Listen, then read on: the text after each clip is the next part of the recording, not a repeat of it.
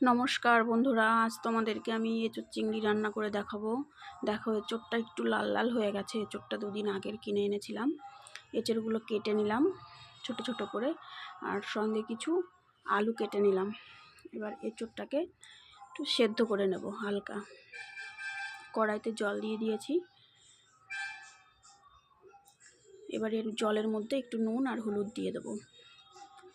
তারপর এঁচোড়গুলো দিয়ে দেবো। নুন আর হলুদ দিলে কি হয় বলো তো, মানে এঁচোড়টা না কালো হয়ে যায় না। অনেক সময় এঁচোড় কালো হয়ে যায় সেদ্ধ করার পর।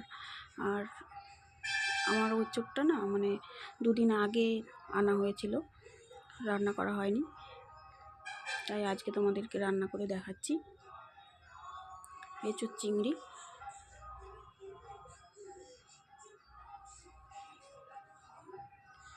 সেদ্ধ করে তুলে নিয়েছি, জল ঝরিয়েও নিয়েছি। দেখো, ছোট ছোট পিস করেছি, বেশি বড় করিনি। আর এইদিকে আমি চিংড়ি মাছ কেটে বেছে ধুয়ে পরিষ্কার করে নিয়েছি। এখানে 300 গ্রাম মতন চিংড়ি মাছ আছে। আর নিয়েছি মশলা।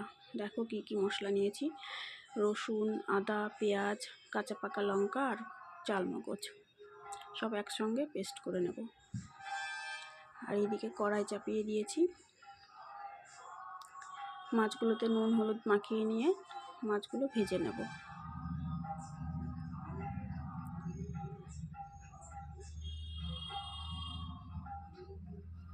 সব মাছগুলো একবারেই দিয়ে দেবো।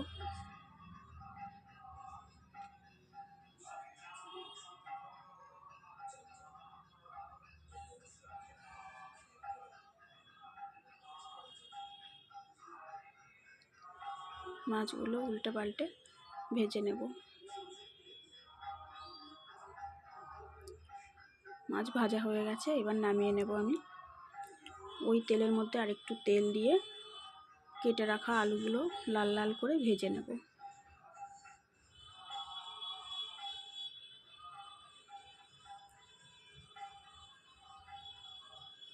বেশ লাল লাল করে ভেজে তুলে নিচ্ছি।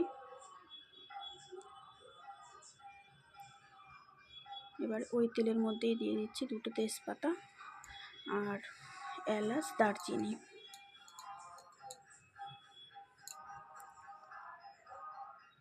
একটু নেড়ে চেড়ে এবার পেস্ট করা মশলা দিয়ে দেবো এই তেলের মধ্যে।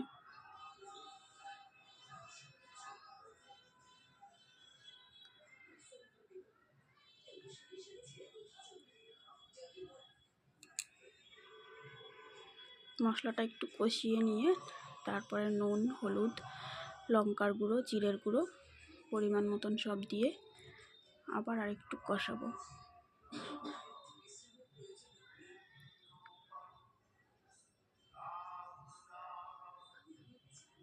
কাশ্মীরি লঙ্কার গুঁড়ো দিয়েছি আমি, তাহলে কালারটা খুব সুন্দর আসবে। আর ঝাল আমরা খুব একটা খাই না। ভালো করে নেড়ে চেড়ে কষিয়ে মশলার যে বাটিটা ছিল ধুয়ে একটু দিলাম। আর টমেটো দিয়ে দিচ্ছি একটা। টমেটো দিয়ে আর একটু নেড়ে চেড়ে সেদ্ধ করা এঁচোড়গুলো দিয়ে দেবো।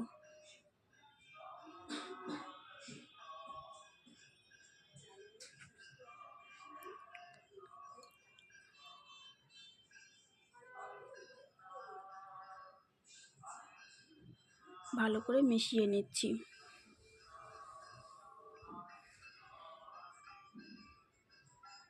আর একটু তেল দিয়ে দেবো, যেহেতু তেল দেইনি আর আমি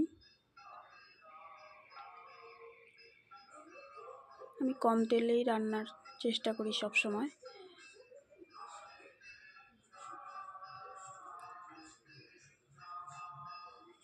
ভালো করে কষিয়ে নিচ্ছি।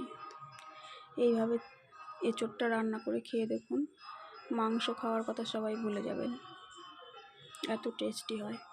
আলুগুলো দিয়ে ভালো করে আরেকটু নেড়ে চেড়ে নিচ্ছি। নেড়ে চেড়ে চিংড়ি মাছগুলো দিয়ে দিয়েছি, দিয়ে আর একটু সামান্য নেড়ে চেড়ে আমি ঝোলের জন্য জল দিয়ে দেবো।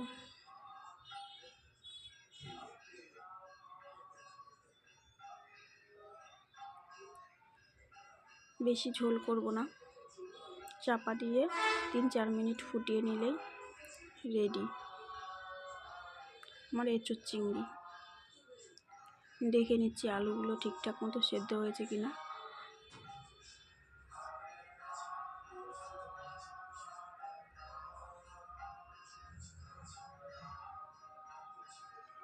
এবার গরম মশলা গুঁড়ো ছড়িয়ে দিয়ে 2 চামচ মতন ঘি দিয়ে নামিয়ে নেব।